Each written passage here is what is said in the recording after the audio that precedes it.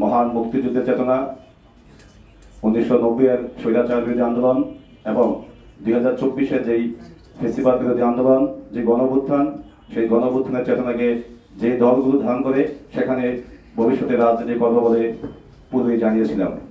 আমি মনে করি বাংলাদেশ জাতীয়তাবাদী দল যে 4টি বিষয় আমি উল্লেখ করলাম তারা সেগুলো মানে এবং একটি সুখী সমৃদ্ধ বাংলাদেশ গড়ার জন্য বাংলাদেশ জাতীয়তাবাদী দলের কোনো বিকল্প নাই।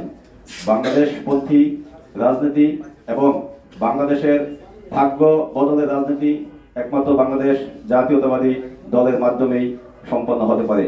সেই চেতনা থেকে আমাদের শহীদ প্রেসিডেন্ট জিয়াউর রহমানের বাংলাদেশের একমাত্র স্মার্ট সিটি বসুন্ধরা এখন আরো নিরাপদ, আধুনিকতায় আরো এক ধাপ এগিয়ে।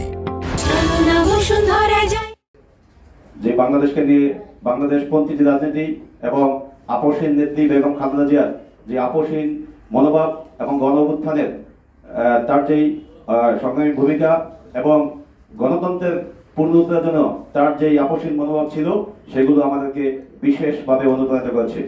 আমরা বাংলাদেশ জাতীয়তাবাদী দলের সমস্ত নিয়মকানুন মেনে যারা বাংলাদেশ জাতীয়তাবাদী দলের জন্য বিভিন্ন সময় জীবন দিয়েছেন, গুম হয়েছেন, খুন হয়েছেন, তাদেরকে আমি আজকের অনুষ্ঠানে শ্রদ্ধার সাথে স্মরণ করছি।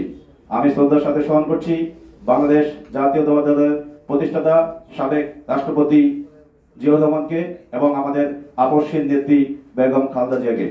আমি বাংলাদেশ জাতীয়তাবাদী দল যে লক্ষ্য, যে উদ্দেশ্য নিয়ে তরুণদের নিয়ে আগামীর যে সুন্দর বাংলাদেশ বিনির্মাণের জন্য তারা যে কাজ করার যে বিভিন্ন সময় বিভিন্ন যে বিষয়গুলো আমাদের সামনে তুলে ধরছে তার দ্বারা বিশেষভাবে অনুপ্রাণিত হয়েছি।